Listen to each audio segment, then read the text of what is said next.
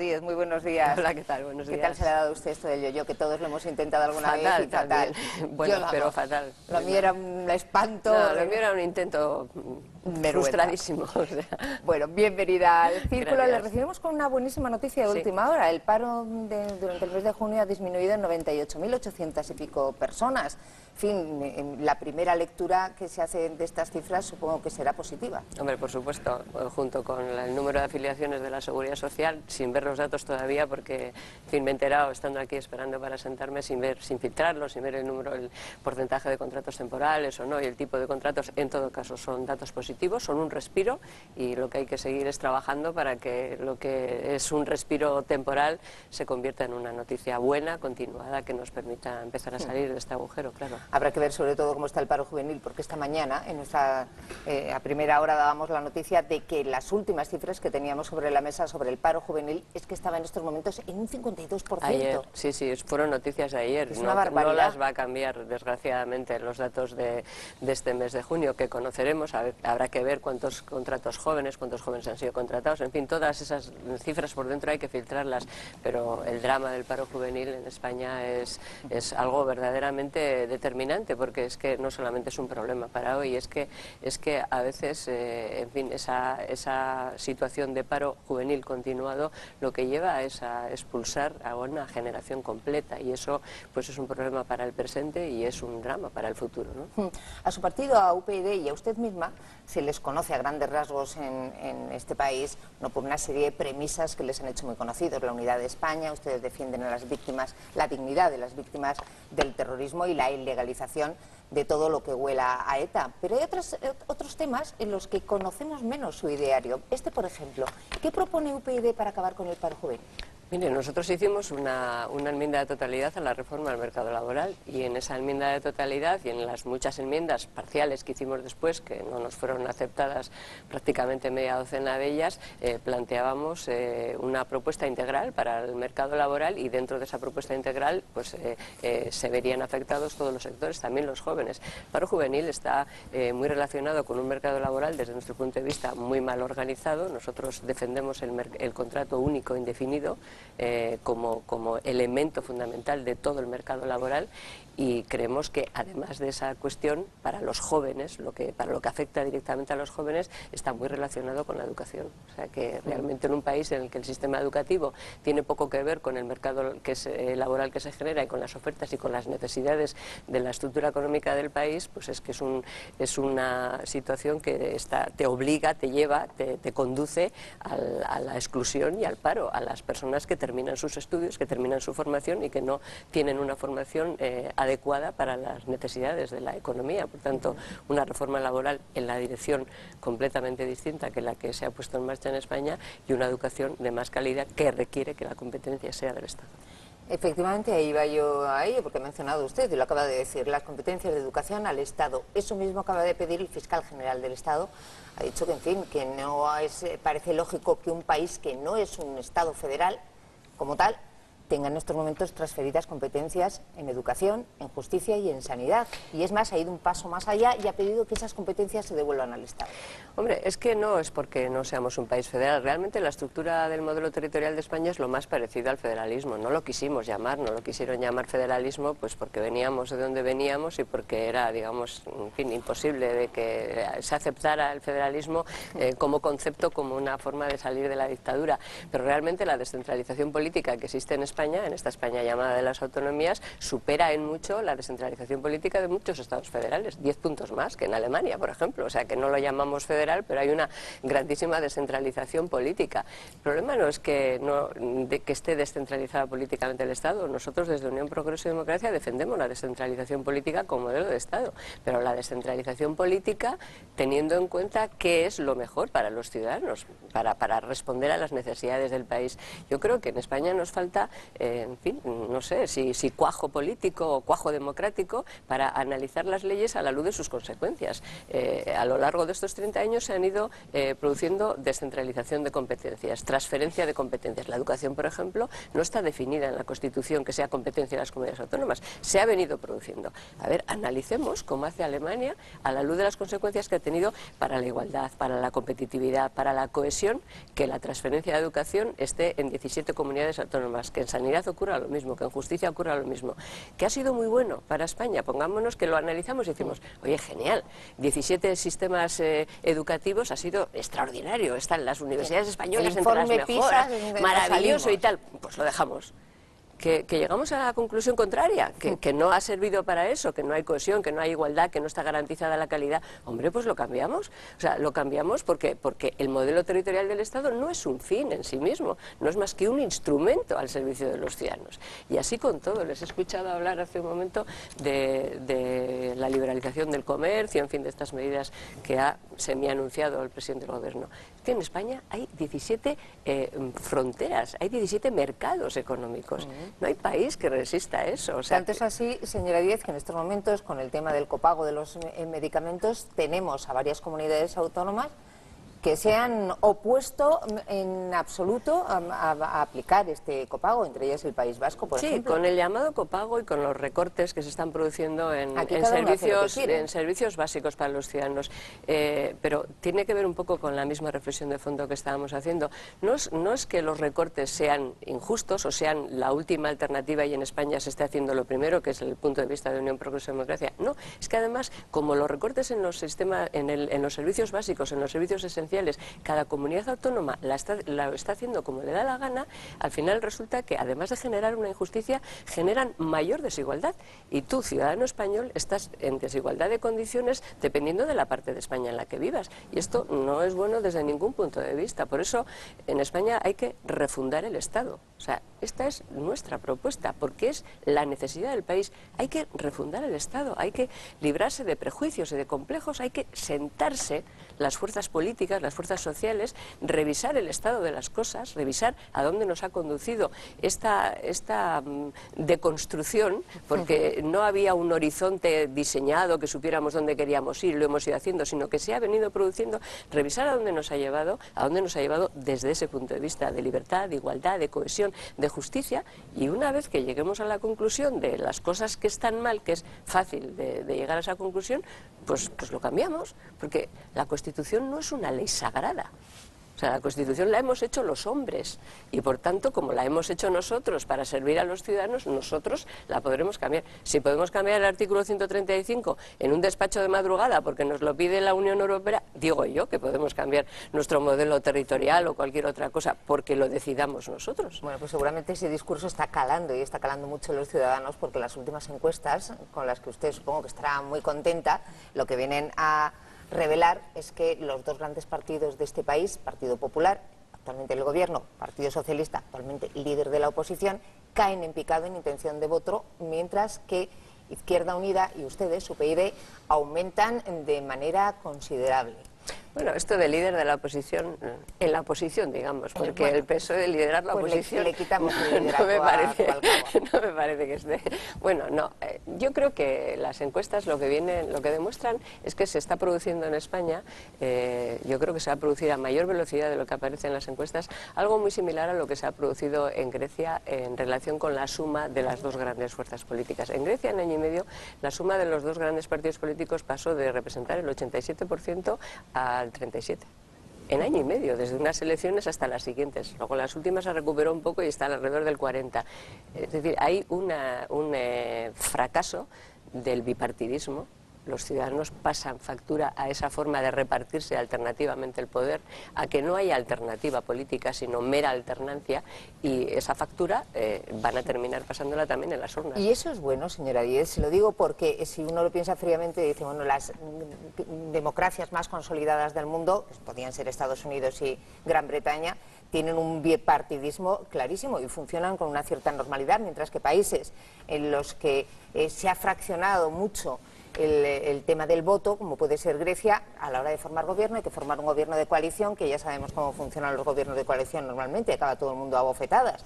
¿Es bueno que España vaya hacia ese modelo y no consolide un bipartidismo sólido e importante? En España el bipartidismo está tan consolidado que no solamente está en los gobiernos, controla todo, desde las cajas de ahorros hasta el Tribunal Constitucional. Eso no es bueno. Es que aquí lo que hay es una partitocracia. Entonces, claro, en Estados Unidos hay dos partidos, pero la Corte Suprema no la controlan ni los conservadores ni los demócratas. Hay independencia entre poderes. Aquí el bipartidismo se ha quedado con las instituciones. No hay más que ver los últimos acuerdos, que le han llamado pactos de Estado para repartirse el Constitucional, el Tribunal de Cuentas, el Defensor del Pueblo y la Junta Electoral, pues como si fuera su casa, o sea, como si fuera su corralito. Eso es malo. O sea, dice, no sería muy bueno. Bueno, en España ha habido bipartidismo siempre, ¿y quiénes han controlado las grandes decisiones de Estado? Partidos políticos que no creen en el Estado, porque aquí el partido bisagra han sido partidos nacionalistas que de lunes a jueves son hombres de Estado y de jueves a lunes son independentistas, y han controlado en las últimas legislaturas decisiones que afectan al Estado. O sea, no solamente han pactado sobre cuestiones sumándose a grandes pactos de Estado, ¿no? Se han convertido en la llave para tomar decisiones. Piensen ustedes en los estatutos de segunda generación, piensen ustedes en el pacto antiterrorista que se rompió en la legislatura pasada. No, yo creo que en España hace falta un partido nacional que defienda al Estado y que les obligue al PSOE y al PP a comportarse como partidos nacionales, y que además no tenga un sentido patrimonialista de las instituciones, que es lo que tiene el PSOE y el PP, que tenga, en fin, altura de miras, generosidad, y insisto, que les obliga a comportarse. Yo creo que eso será muy bueno. Afortunadamente en España no ha ocurrido todavía, y de nosotros depende de que no ocurra, lo que ha ocurrido en Grecia, que el fracaso del bipartidismo, la separación entre los ciudadanos y los dos grandes partidos, claro. No, y además ha hecho que surjan movimientos y partidos antisistema, xenófobos, racistas. Bueno, tenemos la oportunidad de que en España no ocurra eso, que se defiendan las grandes reformas, pero desde dentro de las instituciones y acatando las reglas de juego. Nos preguntan desde Europa, señora Díez, ¿por qué nos empeñamos en salvar entidades bancarias que no son viables en vez de cerrar el kiosco? Desde España nos preguntamos lo mismo. ¿Cerrar los bancos que no funcionan? No, es que si nos cuesta más mantenerlo que cerrarlo, si nos empeñamos en juntar dos cajas de ahorros malas, pequeñas, para tener una caja de ahorros mala, grande, bueno, habrá que preguntarse por qué lo hacemos. Yo creo que no, esta cosa de que hay que salvar las entidades financieras para salvar el país, hay que revisarla, ¿no? Hay que qué entidades financieras y cómo las salvamos, además.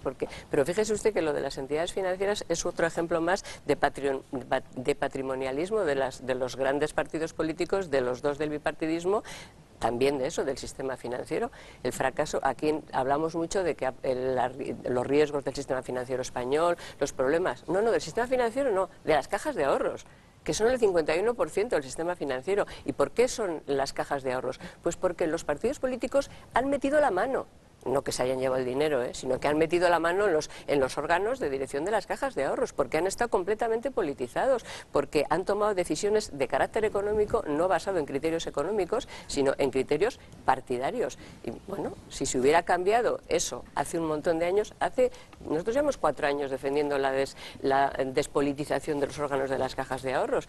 Oiga, como un solo hombre y como una sola mujer, el PP y el PSOE votaban en contra. Es que aquí ha habido 4 reformas del sistema financiero.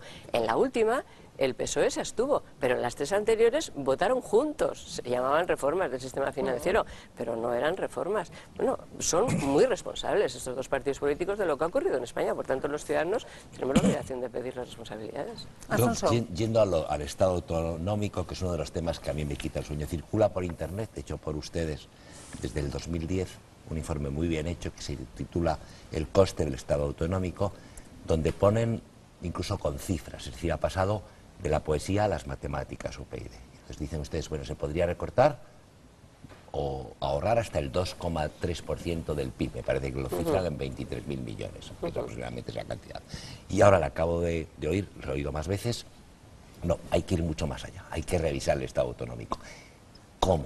Es decir, porque ahí sí que no tienen ustedes ningún documento y he estado buscando en que dicen ¿qué haríamos nosotros? Sí, en el programa electoral, sí, definimos perfectamente qué competencias debiera de recuperar el Estado. Hay que reformar la Constitución. Desde nuestro punto de vista, nuestro modelo es un modelo federal, cooperativo, de alta descentralización política, pero con algunas competencias como la educación, la sanidad, la justicia del Estado e indelegables. Luego la gestión la lleva quien determinemos que la lleva, pero la competencia es una competencia exclusiva del Estado para garantizar la cohesión y la igualdad. Además, en las competencias que no sean del Estado, hay una cláusula final que existe en todos los países federales, que es la cláusula de permanencia, de prevalencia. Cuando hay debate, cuando hay discusión y no hay acuerdo, finalmente, pues el Estado, que es lo que en fin, garantiza la cohesión y la igualdad en todo el mundo, en todos los países que tienen un modelo federal o un modelo de descentralización política. Lo que no cabe es tener en España un modelo como el actual, en el que convive lo federal, porque eso es el modelo autonómico, lo confederal, porque eso es País Vasco, Navarra y los estatutos de nueva generación, o sea, la bilateralidad, lo que se instauró en el Estatuto de Cataluña y los que le siguieron, el de Valencia entre otros, y además el centralismo. Las tres cosas a la vez es imposible. O sea, no es posible, no porque no nos guste teóricamente, sino porque la consecuencia de eso es un país inviable e insostenible. Inviable desde el punto de vista político e insostenible desde el punto de vista económico. ¿Esto es nuevo? No, lo teníamos que haber hecho antes, cuando la situación económica era otra. Pero hoy es tan evidente. No es que he escuchado a veces decir, no, es que no, claro, que es que no nos lo podemos pagar. Digo, no, si no es que no nos lo podamos pagar, por ejemplo, la educación que la hemos citado antes, un modelo de alta descentralización, es decir, con 17 sistemas educativos, que nos ha costado muchísimo dinero, no ha generado los mejores resultados. Oiga, en España, a ver, qué bueno ha sido 17 sistemas educativos, pero ya no tenemos dinero. Ahora, qué bien nos ha ido, ¿eh? Pero no, oiga, es que nos ha ido fatal. O sea, aparte de que nos ha costado muchísimo dinero, es que nos ha ido fatal. César. Muy buenos días. Yo dos preguntas muy rápido. Una, hablaba de refundar el Estado antes. ¿Qué tiene que pasar en España? Porque parece que la gente solo sale a la calle si ganamos la Eurocopa. Que no está mal, yo también que no está salí mal, anoche. y es algo muy positivo y sales. Pero, sí, el pobre. Pero ¿qué tiene que pasar en España para que realmente la gente diga hasta aquí hemos llegado, a la partitocracia que usted comentaba, que yo creo que muchos pensamos que sí, que hay un problema muy grave en las instituciones? ¿Qué tiene que pasar en España para que eso realmente ocurra? O sea, la sociedad, ¿cómo tiene que reaccionar? ¿Qué cree usted que va a ocurrir? Y que no derivemos hacia lo de Grecia. Y luego, por otro lado, cuando surge UPyD muchas veces en una conversación, ahí me choca a la gente la crítica mayor que hacen al partido es hacia usted directamente, diciendo que lleva muchos años en política, que es que lleva toda la vida, que es una política de clase, que cómo ha cambiado, evolucionado. Es que un político no puede evolucionar, hay un límite para la vida política. No sé qué opina al respecto. ¿Qué tiene que pasar? La primera cuestión. Sí. Yo realmente creo que lo que tiene que pasar ya ha pasado y que se va a transformar de desafecto en votos. Yo creo que la gente va a tomar conciencia de que puede elegir y va a elegir, y que eso que aparece siempre en el CIS, que el 80% de los ciudadanos están completamente en desacuerdo con el Partido Popular y con el Partido Socialista y con la gente que va en las listas y luego van y les votan, eso algún día se va a romper, porque si dijeran, es que nos chiflan, ¿vale? Pues oye, pues les chiflan, pero no, es que es horrible, no sé qué, corruptos en las listas, y les vuelven a votar. Yo creo que eso se ha acabado, pero es que se va a acabar en las próximas elecciones, lo digo sinceramente. Creo que esa madurez democrática de votar libremente, o sea, sin tener las orejeras puestas, oye, que dentro de 4 años no te gusta la opción, pues votas a otro. O sea, esto yo creo que en España se ha acabado y eso lo vamos a ver muy pronto en las próximas elecciones. Nosotros pensamos respecto de los límites en la acción política, nosotros hemos establecido en nuestros estatutos la limitación de mandatos para un mismo cargo de 2 legislaturas, y eso pues nos afecta a todos, a mí también. Yo he militado en otro partido político en el que eso no existía. Lo mismo que hemos planteado la reforma de la ley electoral con listas abiertas y con determinadas cosas que no llevan en este momento los partidos que pueden llevarlo. Y bueno, pues yo llevo toda mi vida haciendo política y me apasiona la política. Y quiero seguir haciendo política y la haré desde dentro de un partido, desde dentro del Congreso. Haré política porque la política es algo que hacen los ciudadanos. Un ciudadano, por el hecho de comportarse como tal, hace política. Por cierto, he leído, les recomiendo mucho, una entrevista que le hicieron ayer a Jesús Loza, el comisionado de víctimas de terrorismo, en El Correo, en la que dice, en el titular, recomienda a las víctimas que si quieren hacer política, formen un partido político. Sí. Que es este concepto de que para hacer política tienes que hacer un partido político. Claro, se lo recomiendo encomienda a las víctimas, les debe decir algo así como, en fin, si queréis hacer política, hacer como los asesinos de vuestros familiares, haced un partido político y entrad en las instituciones. Bueno, pues eso, hacer política es ser ciudadano. Entonces yo haré política toda mi vida y la haré desde donde me corresponda, porque cuando los ciudadanos pasamos de la política, llegan a las instituciones otros ciudadanos que pasan de nosotros, y eso es muy malo para la democracia. Ha dicho usted una frase muy bonita que nos llama mucho la atención a todos: sentarse a hablar de refundar el Estado, ¿no? Pero se sentará usted y los del PP, porque PNV, CiU, Gallegos y PSOE no están dispuestos. Entonces, es una frase más lo que dice. Parece que el PP tampoco. Tampoco. Bueno, quiero decir, no, entonces ¿se va a sentar usted con usted mismo? No, yo sé que nos sentaremos todos algún día. Bueno, pues parece que no vamos por ahí, ¿eh? Vamos precisamente por lo contrario, es decir, gana España la Eurocopa y los nacionalistas lo primero que dicen no es alegrarse porque el Estado gane, sino nosotros lo que tenemos que tener es nuestra selección nacional para poder defender nuestros intereses. Pero fíjese una cosa, es que la política está para ir por delante, para ir por detrás de los ciudadanos está la demoscopia. O sea, preguntas a la gente qué es lo que quieren y los políticos que creen que la política es la demoscopia hacen lo que han dicho las encuestas. Nosotros tenemos la obligación como políticos de ir por delante, de analizar las circunstancias y de hacer propuestas para cambiar una situación que nos parece negativa. Y yo eso es lo que hago esta propuesta y me escuchan y me llevan la contraria, pero luego cuando se juntan y hacen ruedas de prensa dicen cosas muy parecidas, aunque no se atrevan a ponerlas en marcha. Y como yo creo que ni en marcha ni en un papel. No, como yo creo que lo que propone Unión Progreso y Democracia en esta materia es lo que hay que hacer, lo tengo que defender y lo defiendo. Y al final, pues si en fin, convenzo a los demás, terminaremos haciéndolo. Yo sé que refundar el Estado en España, lo llamemos como lo llamemos, es algo que tendremos que hacer, que lo haremos por decisión propia o nos lo harán desde fuera como nos lo están haciendo. Fíjense que cuando hace 4 años nosotros empezamos a hablar de duplicidades y de despilfarros y de la necesidad de terminar con todo tipo de duplicidades, no solo nos votaban en contra cuando llevábamos esas propuestas, porque la ventaja nuestra es que no solo lo decimos en las ruedas de prensa, sino que vamos al Congreso con una iniciativa legislativa y les obligamos a votar. Bueno, no solamente nos votaban en contra y nos llamaban de todo durante todo ese tiempo, sino que pasados unos meses salían y decían ellos, sí, hay que terminar con las duplicidades, no, las diputaciones sí, las diputaciones... No, se ponen a hablar de esos asuntos, incluso tímidamente empiezan a hacerlos, no se atreven a ir a la raíz del problema. Eso nos está pasando desde que nacimos. Es decir, nosotros, Unión Progreso y Democracia, ha influido políticamente muchísimo en este país. No hemos sacado iniciativas políticas muchas adelante con votos, pero hemos introducido un debate y una reflexión y un discurso que los políticos de otros partidos que no quisieran que ese discurso se hubiera introducido, que no quieren que ese discurso se introduzca, saben que tenemos razón y que la gente nos da la razón y por eso hablan de las cosas aunque no lo cambien. Pero sí que nos pasa todo el tiempo. Nos ha pasado incluso con la última proposición no de ley que hemos llevado en relación con la ilegalización de Bildu y de Amaiur. Me llamaron de todo, ¿para qué les voy a contar? O sea, el enemigo éramos nosotros, no era Amaiur. El PP y el PSOE hicieron un pacto de hierro para tumbar aquello y para descalificarnos. Oiga, ahora sale el ministro de Interior a decir que el reloj está puesto ya, el contador, en el tal, que hay que iniciar un proceso, que sepan que podemos iniciar.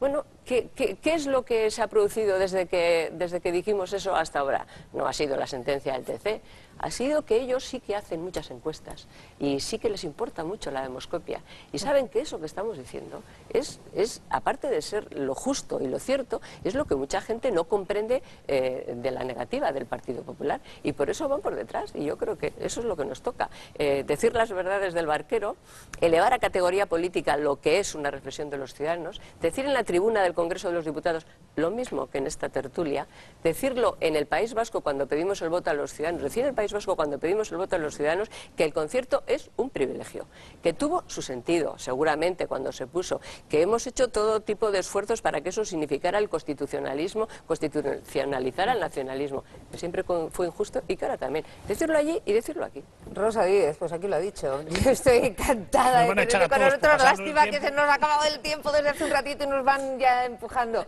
Ha sido un placer, como siempre, tenerte con